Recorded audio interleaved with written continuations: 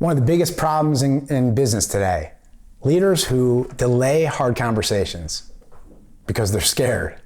They're just so scared to have the hard conversation. You know, there's nothing worse than leaving someone in your system because you're too scared to go have the hard conversation. You're scared to address what everybody's thinking. And there's nothing worse than when someone quits or you fire someone and everybody around is saying, what took so long? You know, like that was due. Like, hire slow, fire fast, everybody says it, but can you do it? And can you do it in a way that's professional? Because you don't want to just surprise people and cut their needs out from underneath them and say, get out of here. You want to make sure that you're very clear with people on what to expect and give them that performance improvement plan, give them an opportunity to improve. You went out of your way to invest and hire these individual, and you want to make sure you just give them a fair shot.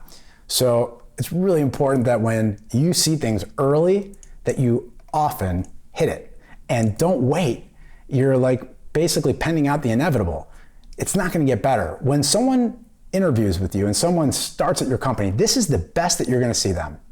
They're always going to be 10 times better than they're normally going to be, because that's what people do. They're trying to put on a good first impression. And the things that you don't like and the things that you see that aren't so great, you can multiply those by 10 too. Because if they're doing it from the start, you can imagine once they get comfortable what it's going to look like.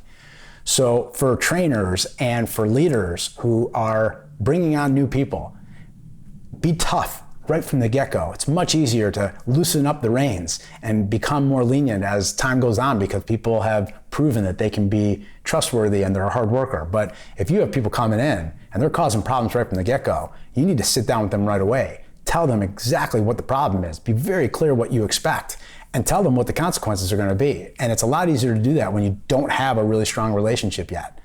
But when you become really close with people and you like them a lot, it's a hard conversation to have.